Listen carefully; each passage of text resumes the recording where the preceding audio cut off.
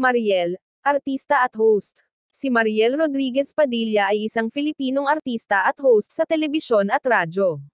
Siya ay ipinanganak noong ika-10 ng Agosto taong 1984 sa Rodriguez, Rizal, Pilipinas. Siya ay nagtapos ng Bachelor of Science sa Turismo sa Lyceum of the Philippines University sa Intramuros, Maynila. Nagsimula ang kanyang karera sa pag-aartista bilang bahagi ng Star Circle Batch 9 ng ABS-CBN noong 2002. Mula doon, nagsimula siyang lumabas sa mga teleserye tulad ng It Might Be You at ASAP Fanatic. Ngunit, mas nakilala siya bilang isang host sa iba't ibang programa sa telebisyon at radyo. Isa sa kanyang mga unang programa bilang host ay ang What's Up, isang komedya at variety show sa Studio 23. Pagkatapos nito, naging bahagi rin siya ng iba pang mga programa tulad ng Pinoy Big Brother, Umagang Kay Ganda, Pilipinas Got Talent, at It's Showtime. Noong 2010, nagpakasal siya kay Robin Padilla, isang sikat na aktor sa Pilipinas. Mayroon silang 2 anak na babae. Bilang isang host, naging kilala si Mariel sa kanyang kakaibang pagkatao at masigasig na pagganap. Noong 2015, nagpahinga muna siya sa kanyang trabaho upang maglaan ng panahon para sa kanyang pamilya. Ngunit, noong 2020, bumalik siya sa pag-host sa programa ng ABS-CBN na Pinoy Big Brother, Connect.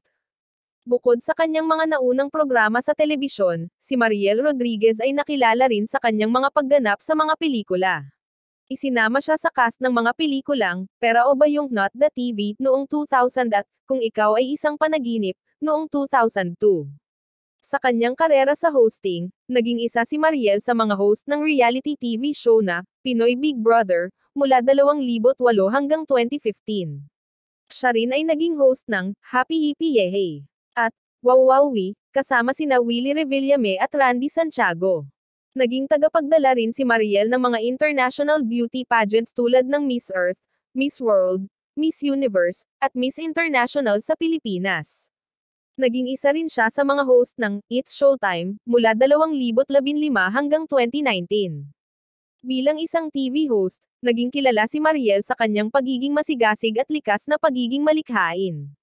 Siya rin ay nakatanggap ng mga pagkilala at parangal mula sa iba't ibang award-giving bodies sa Pilipinas. Sa personal na buhay ni Mariel, ipinanganak siya sa isang pamilyang may lahing Filipino at Espanyol. Siya ay nagpakasal kay Robin Padilla noong 2010 sa isang private ceremony.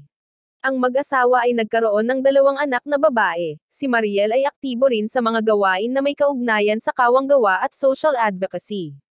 Si Mariel Rodriguez ay naging bahagi rin ng ilang mga proyekto sa radyo. Naging co-host siya sa programa ng Magic 89.9 na Good Times with Mo, kasama si Mo Twister mula 2007 hanggang 2012.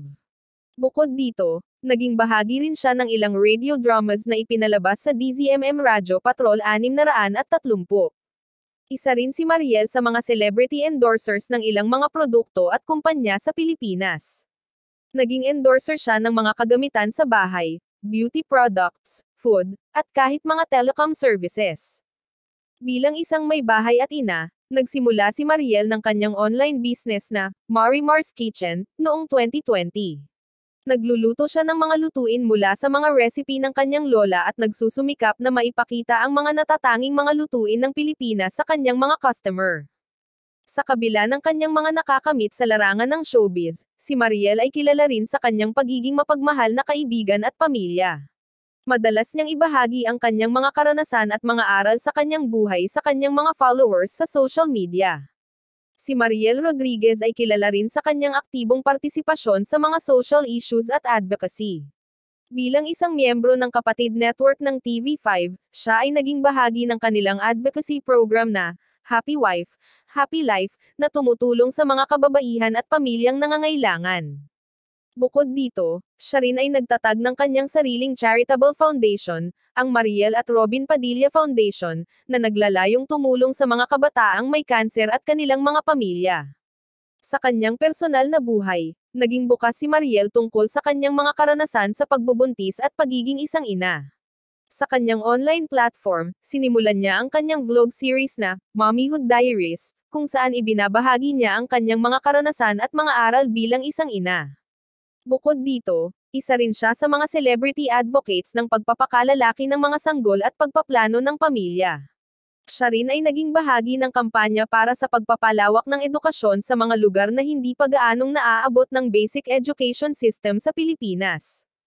Sa kabuuan, si Mariel Rodriguez ay kilala sa kanyang mga natatanging talento bilang isang TV host, aktres, at entrepreneur, at bilang isang aktibong kasapi ng kanyang komunidad sa pagtulong sa mga nangangailangan. Bilang isang aktres, naging bahagi rin siya ng mga pelikulang Hate ang Kapatid, noong 2010, Tumbok, noong 2011, at Mama's Girl, noong 2018. Bukod sa kanyang mga nakamit sa showbiz, si Mariel ay nakatapos ng kanyang kursong Communication Arts sa Miriam College. Isang aktibong Katoliko rin siya at naging bahagi ng ilang mga church-related activities. Sa kasalukuyan, si Mariel ay patuloy na nagbibigay ng kasiyahan sa kanyang mga tagahanga sa kanyang mga online platforms. Naging bahagi siya ng ilang mga online shows at podcasts kasama ang kanyang asawa at mga kaibigan. Nagbibigay rin siya ng inspirasyon at motibasyon sa kanyang mga followers sa social media sa pamamagitan ng pagbibigay ng payo, karanasan at mga aral sa buhay. Thank you for watching. Please consider to like, subscribe and hit the notification bell para updated po kayo kung may bago tayong upload mga ka-history. Have a great day.